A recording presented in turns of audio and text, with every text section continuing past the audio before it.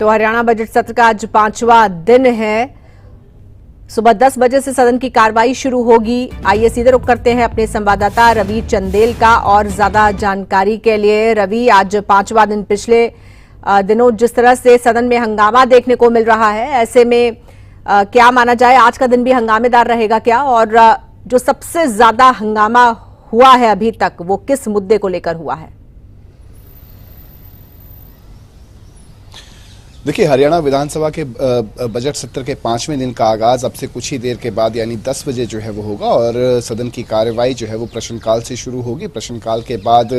कांग्रेस के वरिष्ठ विधायक अशोक अरोड़ा की तरफ से बेसहारा पशुओं की दयनीय स्थिति को लेकर ध्यानाकर्षण प्रस्ताव जो है वो लगाया गया है, उस मुद्दे पर चर्चा होगी। और आज के दिन जो है वो हंगामेदार रहने के पूरे आसार है, क्योंकि आज जो है वो मुख्यमंत्री नायब सिंह सैनी राज्यपाल के अभिभाषण पर अपना जवाब जो है वो सदन में पेश करेंगे। तो जाहिर तौर पर उस पर जो है वो कहीं ना कहीं हंगामा जो है वो देखने को मिल सकता है। इसके अलावा यदि हम बीते 4 दिनों के बजट सत्र की कार्रवाई का जिक्र करें तो इन 4 दिनों के अंदर अच्छा खासा हंगामा जो है वो देखने को मिला। एक तरफ जहां सत्ता पक्ष के ही विधायक और मंत्री के बीच में तू मैं जो है वो देखने को मिली, एक दूसरे पर आरोप जो है वो लगाते हुए दिखाई दिए। तो वहीं यदि हम कांग्रेस के ही वरिष्ठ विधायक अशोक अरोड़ा का जिक्र करें तो उनकी तरफ से पूर्व विधायक द्वारा उनको जेल में डालने की धमकी दिए जाने का मामला जो है वो भी तूल पकड़ता हुआ दिखाई दिया। इसके अलावा यदि हम दादूपुर नलवी नहर का जिक्र करें तो उसको लेकर जो है वो विपक्ष सत्ता पक्ष को घेरता हुआ दिखाई दिया। उनकी तरफ से सीधे तौर पर कहा गया कि दादूपुर नलवी नहर को लेकर कोई ठोस कदम जो है वो सरकार की तरफ से नहीं उठाए गए, जिस वजह से आज भी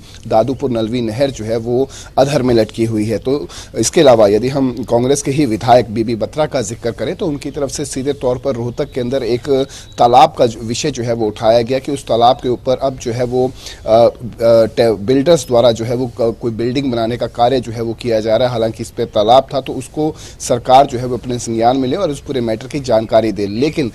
विपक्ष जो है वो सीधे तौर पर कहता हुआ नजर आ रहा है कि जिस तरीके से राज्यपाल के अभिभाषण के अंदर जो उपलब्धियां सरकार ने गिनवाई हैं वो धरातल से कहीं दूर है। तो वहीं यदि हम सत्ता पक्ष का जिक्र करें तो सत्ता पक्ष जो है वो लगातार अपनी पीठ जो है वो थपथपाता हुआ दिखाई दिया। उनकी तरफ से सीधे तौर पर कहा गया कि जिस तरीके से यदि हम डायलिसिस सेवा का जिक्र करें, तीर्थ स्थल यात्रा का जिक्र करें या फिर अन्य पॉलिसीज का जिक्र करें, लगातार एक के बाद एक बड़े फैसले जो हैं वो नायब सरकार द्वारा लिए जा रहे हैं। इतना ही नहीं, जो अब तक की भर्तियां हुई हैं उनका भी जिक्र जो है वो जोर शोर से सत्ता पक्ष जो है वो करता हुआ दिखाई दे रहा है। तो वहीं यदि हम आज के दिन का जिक्र करें जहां पे बजट सत्र के 5वें दिन की कार्रवाई होगी, इसमें सीधे तौर पर जब मुख्यमंत्री नायब सैनी जो है वो राज्यपाल के अभिभाषण पर अपना जवाब जो है वो सदन में देंगे, तो ऐसी स्थिति के अंदर जाहिर तौर पर हंगामा जो है वो देखने को मिल सकता है। तो देखना दिलचस्प रहेगा कि आज के दिन की जो कार्रवाई जो 10 बजे से शुरू होगी और 1:30 बजे के करीब जो है वो खत्म होगी, तो क्या इस आज के दिन की कार्रवाई के अंदर क्या कुछ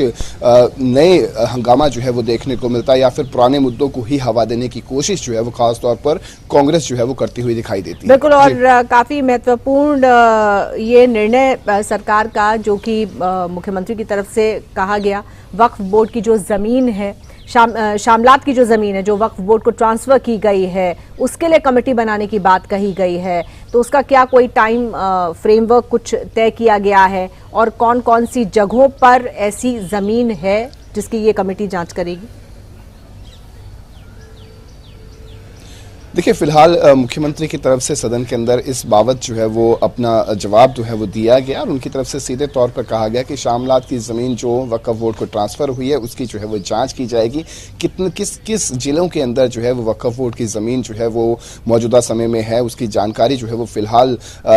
नेवा पोर्टल पर जो है वो नहीं दी गई है। तो ऐसी स्थिति के अंदर देखना दिलचस्प रहेगा कि जैसे जैसे आज के दिन की कार्रवाई जो है वो सिरे चढ़ेगी तो जाहिर तौर पर वक्फ बोर्ड की ज़मीन का मामला जो है वो एक मरतबा फिर से उठेगा और उस पर जो है वो कहीं ना कहीं विस्तार से सरकार जो है वो जवाब देती हुई दिखाई देगी। उसके बाद ही स्थिति जो है वो क्लियर हो पाएगी कि आखिरकार वक्फ बोर्ड के अंदर पूरे प्रदेश के अंदर कितनी जमीन जो है वो अलॉट है और किस तरीके से उसकी जांच जो है वो की जाएगी। जो कमेटी का गठन करने की बात कही है, उस कमेटी में कौन कौन होगा, किस तरीके से इस कमेटी जो है वो जांच करेगी, ये तमाम बातें जो है वो आज के दिन क्लियर हो सकती हैं। बिल्कुल, आज की कार्रवाई के बाद रवि, कल होली की छुट्टी हो जाएगी और फिर शनिवार रविवार हो जाएगा, यानी कि अब सीधे